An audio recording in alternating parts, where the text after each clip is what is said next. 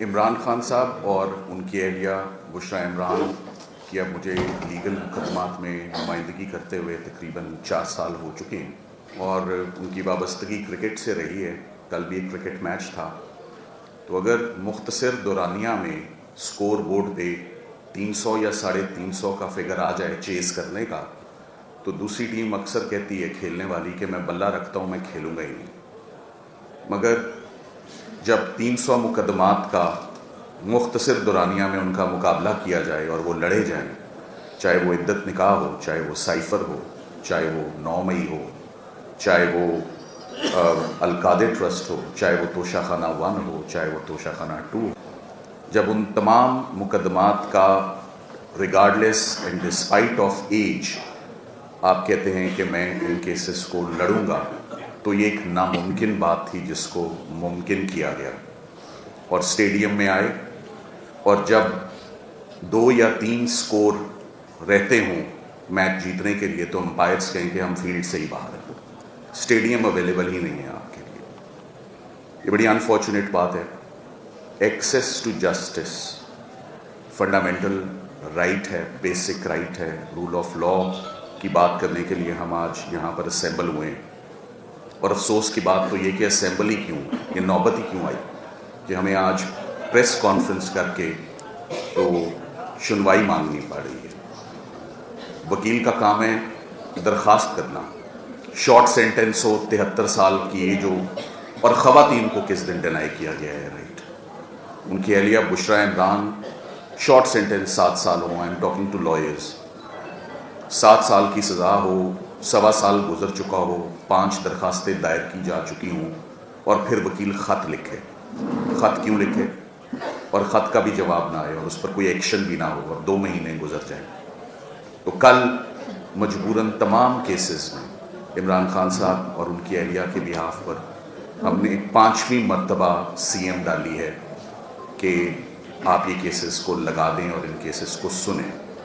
میری نظر میں اسلام آباد ہائی کورٹ نان فنکشنل ہے، وہ کوئی کام ہی نہیں کر رہی۔ ججز کی تعداد بھی بری ہے، اسٹیڈیم کے نہ بارش ہے، نہ طوفان ہے، نہ آندھی ہے، پھر بھی ججز نہ کام کریں اور نہ ہیئرنگ دیں، تو یہ بہت تشویش کی بات ہے۔ یہ لیگل پروفیشن اور وکلا کے سروائیول کی بات ہے۔ ہمارا ایگزسٹنس کویسچنیبل ہو جاتا ہے اگر ہم لوگوں کو انصاف نہ دے سکیں، اور اس کے ذمہ دار جب عدلیہ ہو تو یہ آل دا مور الارمنگ کنسرن اور ریزن ہو جاتا ہے۔ عمران خان صاحب کوئی سزائے موت یا عمر قید کے اس وقت ملزم نہیں ہیں۔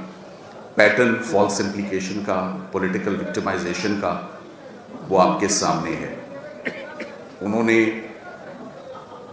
بڑے پیشنس سے اپنی ٹیم پر اعتماد کرتے ہوئے تمام کیسز کو بہادری سے لڑا ہے، مگر جب آپ کی نظریں انصاف فراہم کرنے والوں پر لگی ہوں اور آپ ٹکٹکی باندھ کے دیکھتے رہیں اور انصاف نہ آئے، تو میری نظر میں نظر کا خراب ہونا کوئی بڑی بات نہیں ہے۔ پھر نظر خراب ہو جاتی ہے جب آپ اتنی بے چینی سے آپ منتظر ہوں کہ مجھے انصاف دیا جائے گا۔ میں ایک بات اور بھی ساتھ ساتھ کہتا چلوں، عمران خان صاحب اور ان کی اہلیہ صرف 2 مقدمات میں اب جیل میں ہیں۔ ایک کا نام القادر ٹرسٹ ہے اور دوسرے کا نام توشہ خانہ 2 ہے۔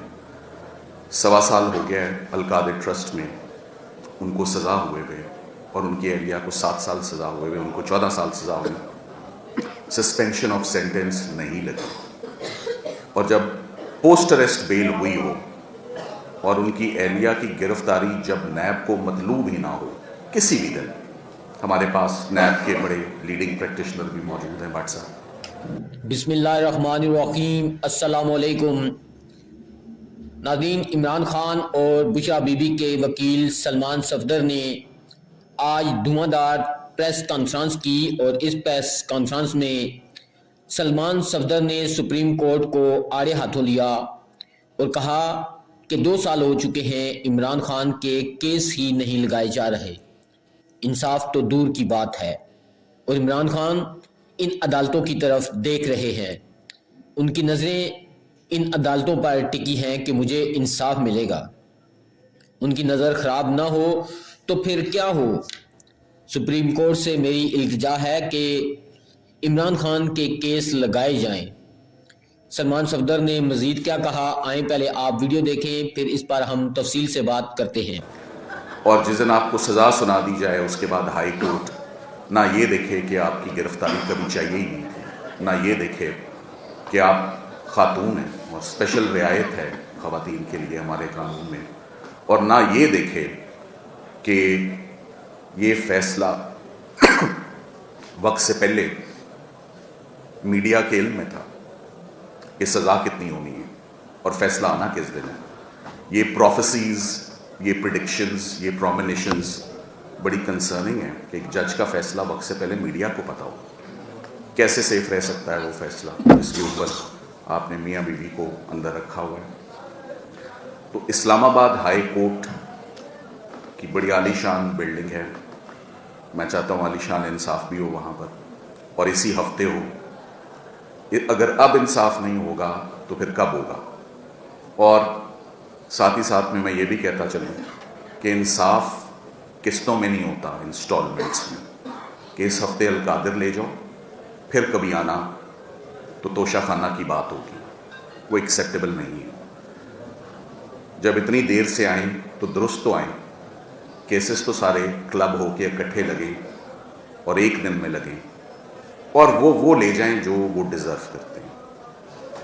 میں عمران خان صاحب نے مجھے ہمیشہ کسی بھی دن کسی بھی وقت انہوں نے میڈیکل کنڈیشن کو کبھی بھی انہوں نے کہا میں یہ میڈیکل پر میں نے کیسز نہیں لڑنے، اور جب ان کے کیسز جتنی ریلیفس لیں وہ زور بازو پر انہوں نے on the basis of merits, cases کے کھوکھلے ہونے پر، کوئی سبسٹنس نہیں تھا، یہ سب ملیشیس پروسیکیوشنز تھیں، اور پاکستان کا کوئی ایسا ادارہ نہیں تھا، انویسٹیگیٹنگ ایجنسی، تھانہ، اینٹی کرپشن، نیب، کوئی ایسا F I A, every investigating agency of Pakistan registered cases against the couple, اور figure I have lost track, کیا فگر ہے، 350، میں نے میرا خیال ہے 550 سے 750 کے درمیان وکالت نامے سائن کروائے ہوں گے اور یوز کیے ہوں گے، اور کوئی وکالت نامہ یا کوئی ریلیف آسانی سے نہیں ملی۔ ہم نے تو بہت مشکل حالات میں یہ ریلیفس لی۔